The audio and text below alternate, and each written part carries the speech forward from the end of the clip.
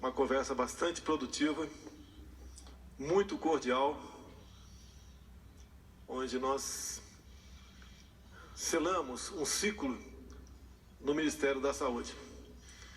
Ele se prontificou, como era esperado da minha parte, participar de uma transição a mais tranquila possível, com maior riqueza de detalhes que se possa oferecer, e em comum acordo, mas o termo técnico não é esse,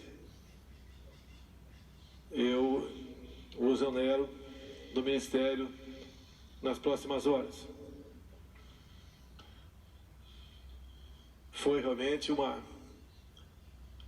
um divórcio consensual, porque acima de mim, como presidente, e dele como ainda ministro, está a saúde do povo brasileiro.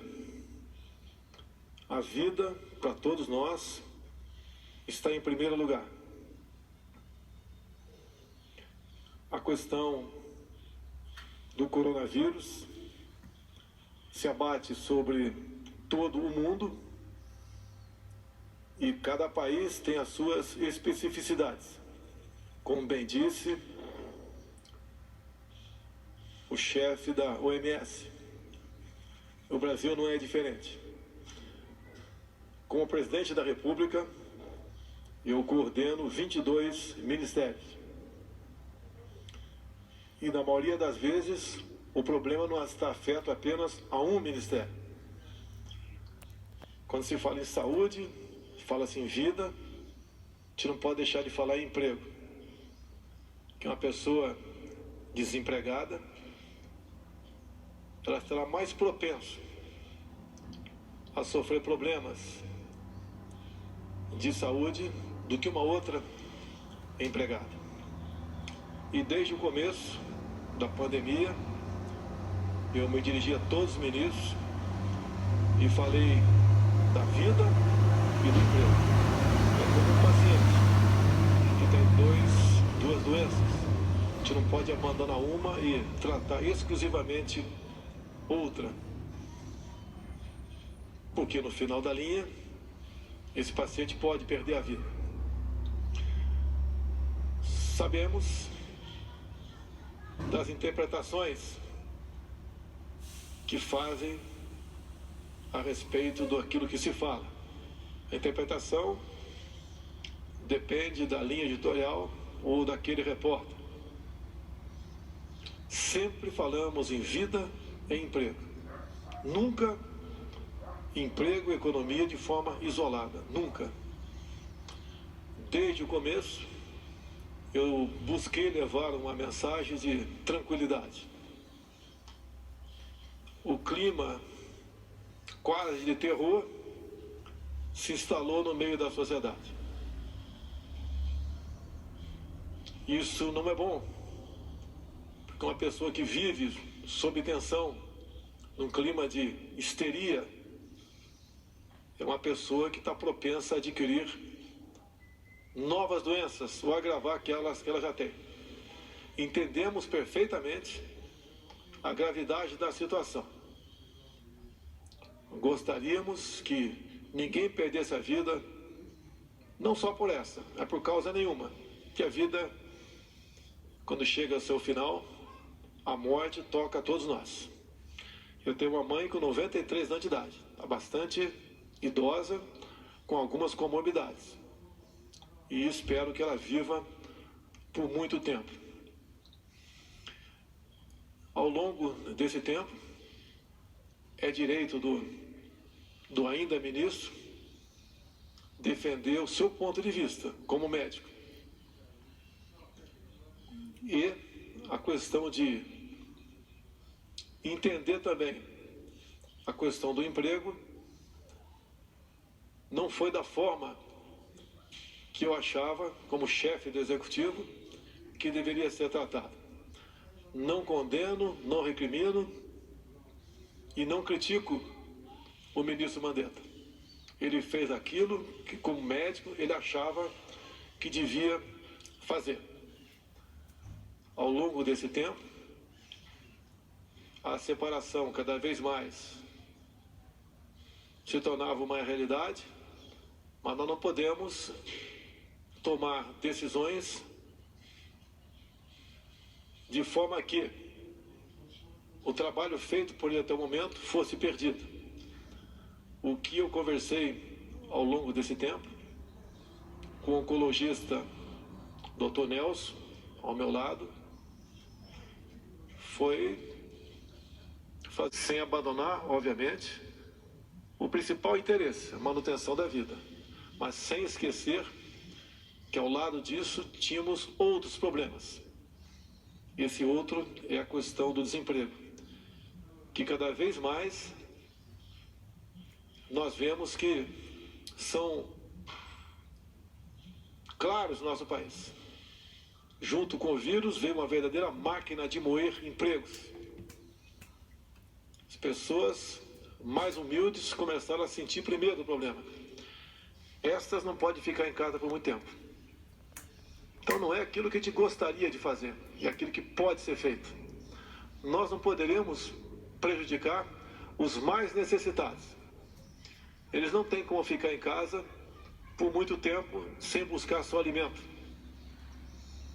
E os primeiros que sofreram com isso foram os informais, na ordem de 38 milhões no Brasil.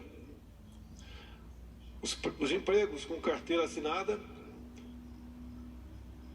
estamos vendo também, como temos conversado com toda a sociedade, cada vez mais estão sendo destruídos.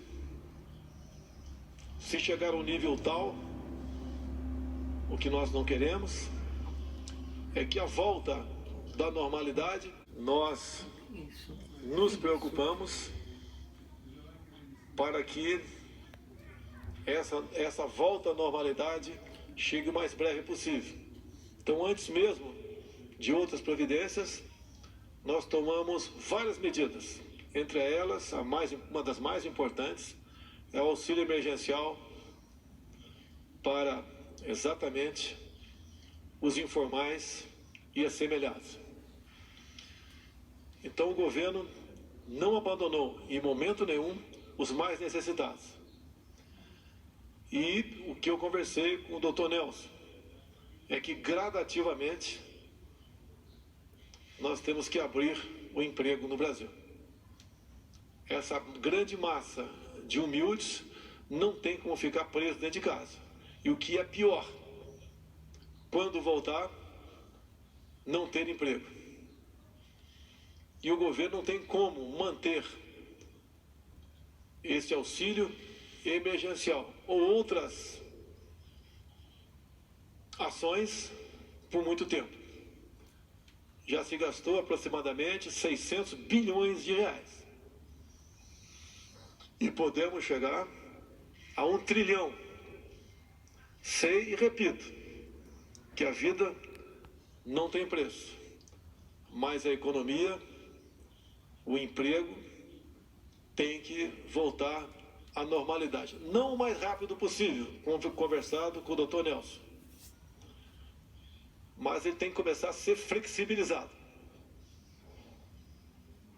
para que exatamente não venhamos a sofrer mais com isso.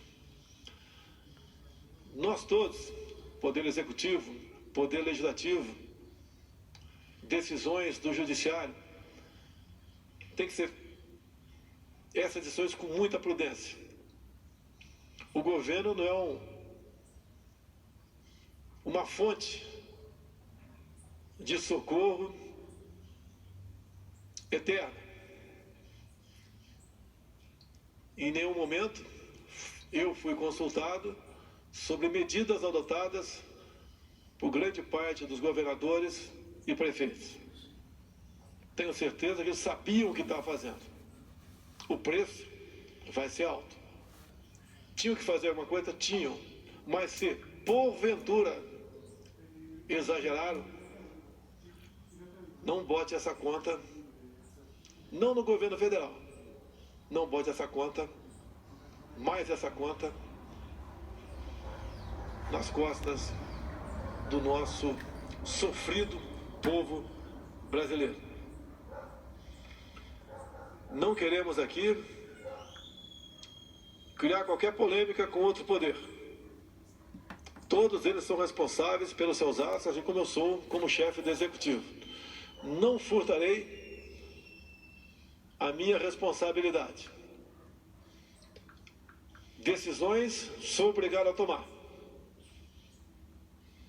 Porque sempre tenho dito, dada a minha formação militar, pior que uma decisão mal tomada é uma indecisão. Jamais pecarei por omissão. Esse é o ensinamento que eu tive na minha carreira militar.